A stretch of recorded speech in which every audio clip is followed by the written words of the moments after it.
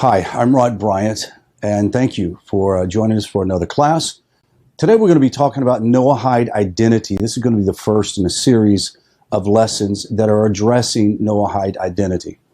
Now, look, I know what it's like to leave your previous religious identity that was very, very defined in a particular denomination or religious structure to come to Torah Judaism for the non-Jew to find out that you don't, quote, have an identity. Well, not really the case, but it seems.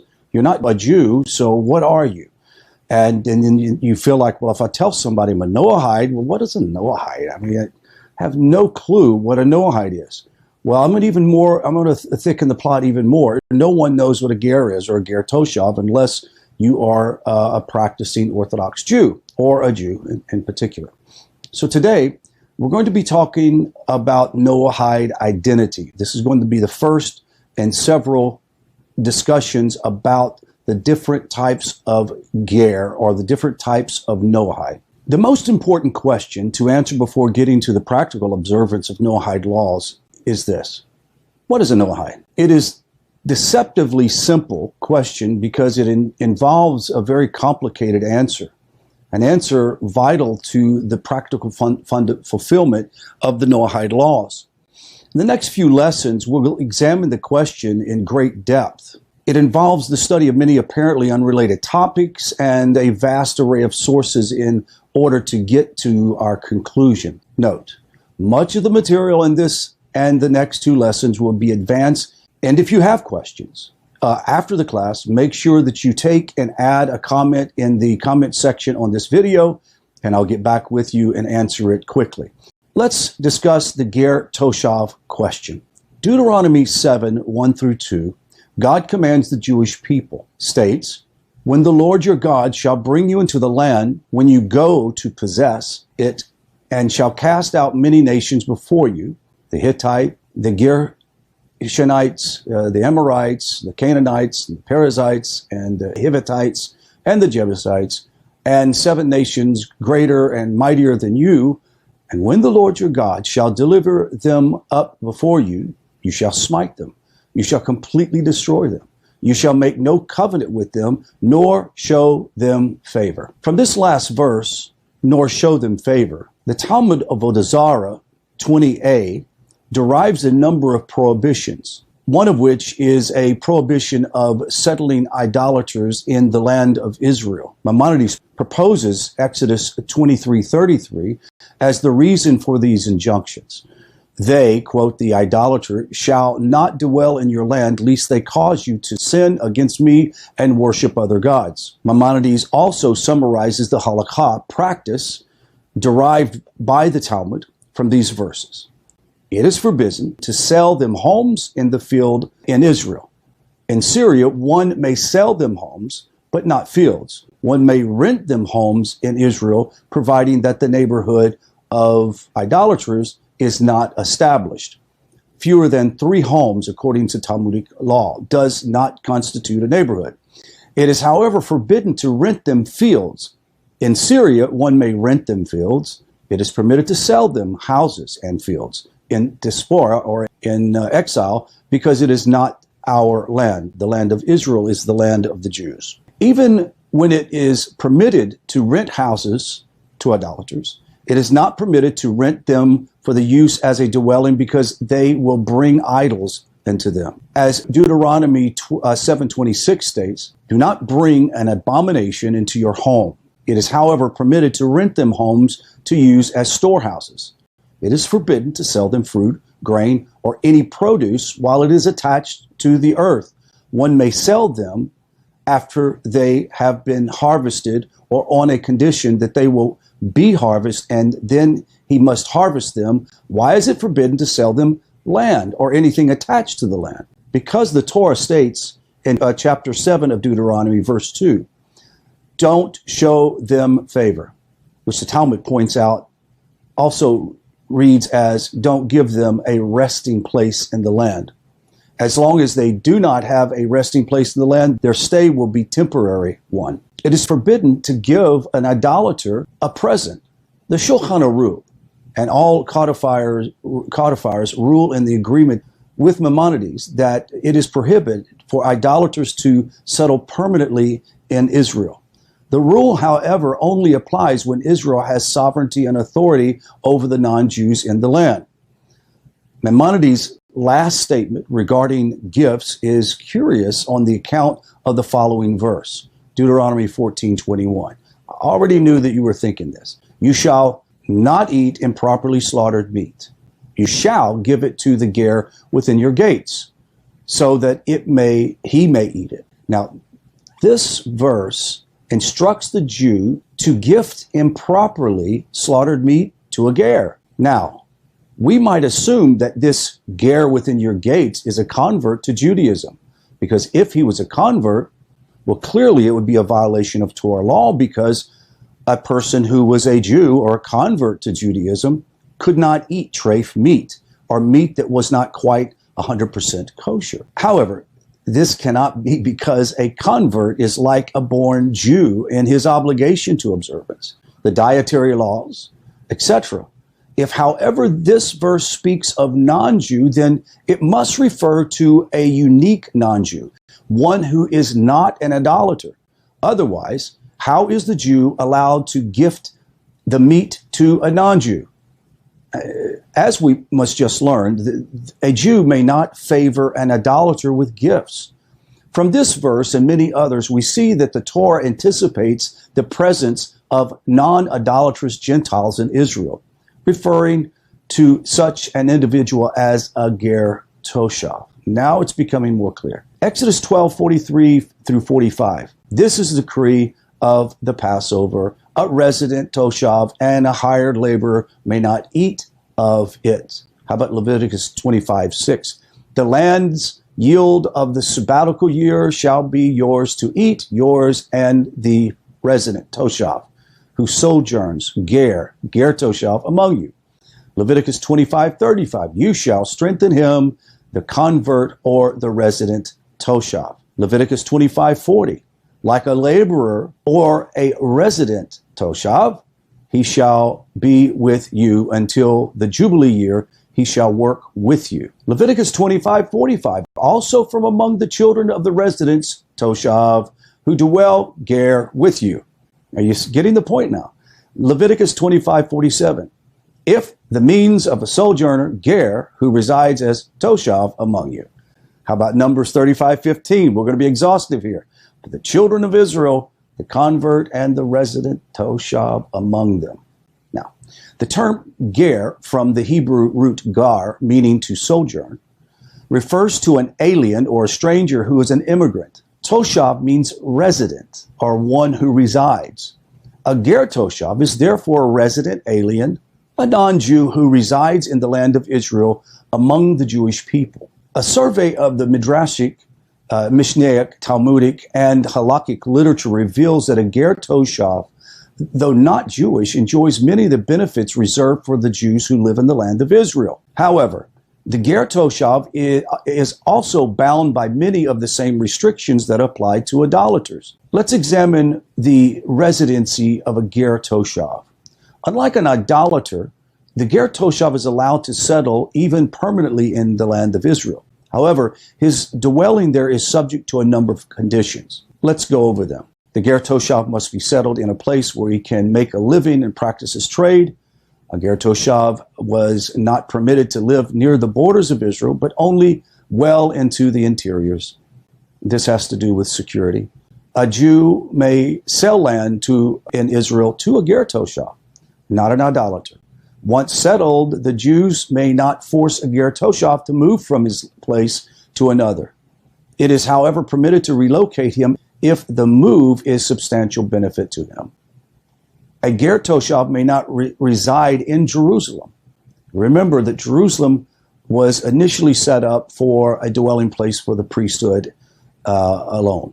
The Jewish community is commanded with a general obligation derived from Leviticus 25:35 to sustain a ger toshav. Such is not the case for an idolater. The Jewish community is prohibited from providing medical treatment or even saving a life of an idolater. I know this seems quite strenuous and almost maybe ridiculous to a postmodern era. But in the time that these laws were laid out, an idolater was a very horrible person.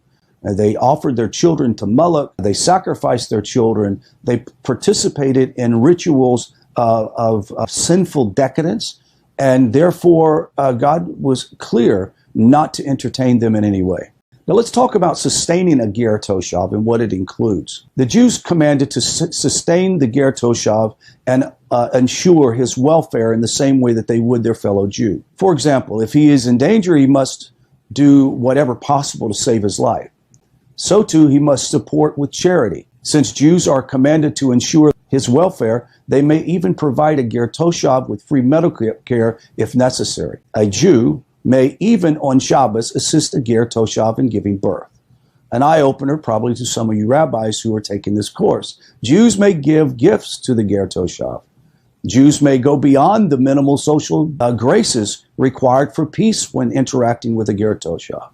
This is not the case with an idolater, for whom we may only show the minimal degree of courtesy needed to maintain peace and civility. A ger toshav, though, may be treated with the same etiquette and kindness and grace afforded to other Jews. I realize that over the last 100 years or more, that it has been difficult for Jews who have gone through so much persecution to not just lump every goy as an idolater. And I understand the philosophy that says that, well, what do you assume? I think that you should assume right off the bat that they're idolaters. Well, my beloved rabbis and Torah students who are Jews, let me encourage you with these words. There are many hundreds of pious non-Jews who are enjoining themselves with Torah-based study and with Orthodox rabbis around the world. And we're asking you to only just fulfill what the scripture asks you to do as priests to the nations. And that is to be kind to the ger. Now, we don't have ger toshav today per se, because we don't have a legal system that is set up according to Torah law, and we don't have a Sanhedrin, and the temple does not stand in Jerusalem. However, there is a spiritual essence to this law and these laws that we have read. I'm asking you to open your heart and begin to open your eyes to those who in normal circumstances, if we're in the land of Israel with a temple and Mashiach and a Sanhedrin, then it would be required for you to be kind to a sojourner. So if you find non-Jew who takes upon themselves the yoke of heaven and rejects idolatry and shatuf, and they take upon them the Sheva mitzvot, consider them part of the community and be kind. Now, the Torah also commends the Jews in a number of mitzvahs, ensuring the ger toshav a degree of equanimity in civil and monetary laws. These mitzvahs also guarantee specific protection for the earned wages of a ger toshav. There is also an obligation for the Jews to establish courts to adjudicate disputes between a ger toshav according to their Noahide laws. From the Jewish perspective, the ger toshav, since he does not worship idols, is not subject to the laws based upon concerns for idolatry. For example, we do not accept an oath from a regular non-Jew because he will likely swear that oath in the name of a false deity. However, we may accept an oath from a ger toshav, the wine of idolaters, because it is the religious significance to them and is prohibited for both benefit of consumption. However, the wine of a ger toshav is only prohibited for consumption. It should be noted that there are few other instances in Torah law related to idolatry in which a ger toshav is regarded differently than an idolater. In every other aspect, though, the ger toshav is treated like an idolater in a number of instances in which we may have thought otherwise. The sources may certain to reinforce this point. Number one, Jews may lend to a ger toshav on interest. A Jew who must sell himself in servitude may only sell himself to another Jew, or a convert. He may not serve a ger toshav. And there are obvious reasons why. The Shemitah year does not cancel the debts of a ger toshav. If a Jew sells his indentured servant to a ger toshav, the Jew is forced to buy him back, even if it's at an exorbitant price, and grant him his freedom. Biblically, a ger toshav is like a non-Jew with regard to the laws of tzeras. He does not become impure. However, there are a number of rabbinic decrees creating exceptions for the ger toshav. A ger toshav may not partake of Passover sacrifice. Jews may not accept the funds from a ger toshav for the rebuilding or upkeep of the temple complex. Jews have no commandment to correct or rebuke a ger toshav, according to the Talmud of Avodah Zarah 64b. Records of 3 ways of dispute on how a Gentile becomes a ger toshav. Now, Rabbi Meir, a ger toshav is a non-Jew who has, before 3 Torah scholars, accepted upon himself to not worship idols. The Chachamim states, the majority of the sages, a ger toshav is a non-Jew who, before 3 Torah scholars, accepts upon himself the observance of the Sheva mitzvot, or the 7 Noahide categories. The Acherim, other sages, the ger toshav is a non-Jew who has accepted all the commandments of the Torah, save one, prohibition of eating nevelos, or eating meat that is corrupt, meat that has not been properly slaughtered, according to Torah law. Multiple opinions may be acceptable in matters of history or homiletics, yet we can only accept a single idea as binding in matters of practice. One of the many rules for deciding halakha practice is that the opinion of the majority is decisive. The Chachamim, being the majority, is therefore the halakha, the practice. As expected, all later scholars decide the halakha and the practice in accordance with the Chachamim. A ger toshav is a non-Jew who has accepted before 3 scholars the observance of the Shabbos or Sheva mitzvot, or the 7 mitzvahs and categories. One scholar, however, Rashi, is inconsistent in his definition of a ger toshav. In a number of places, Rashi appears to define a ger toshav using Rabbi Meir's criteria. Strangely, though, Rashi rules like the Chachamim in Avodah Zarah 24b. What then does Rashi actually hold? Scholars have taken the position that Rashi must hold like the Chachamim. After all, the idea that Rashi would deviate from the basic tenets of Talmudic interpretation is unthinkable. Now, the difficulty lies in the explaining the occasion in which Rashi appears to follow Rabbi Meir. Many great scholars have tried to unravel Rashi, yet no single approach has succeeded. The most famous explanation of Rashi is that of Be'er Sheva. He explains that Avodah Zarah 64b is part of a larger Talmudic conversation about when Jews are obligated to support a non-Jew who lives among them within Israel. According to the Be'er Sheva, Rashi agrees with the Chachamim only with regard to providing support to the ger toshav. However, the Be'er Sheva explains that Rashi follows Rabbi Meir's opinion for all other matters affecting the ger toshav. The Be'er Sheva's explanation works well for many instances where Rashi appears to espouse Rabbi Meir. However, it is contradicted by Rashi's comments, for example, in Arachin 29a. There, Rashi seems to apply Rabbi Meir's criteria even for the sake of defining a ger toshav for communal support. In Maimonides, the Arban Torim and the Shulchan Aruch all record the position of the Chachamim as conclusive. To become a ger toshav, a non-Jew must accept the 7 laws that were given to him from Moshe, from God to Moshe, before based in a tribunal of 3 qualified scholars. However, there is a ruling today that states that it's not necessarily required to have a based in of Torah scholars, i.e. Jewish Torah scholars. It could be a mixture of pious non-Jews or a panel of non-Jews. It can even be made as a self-declaration to oneself, because we know not all non-Jews who consider themselves Noahides have the ability to go before a beis din or go before a court.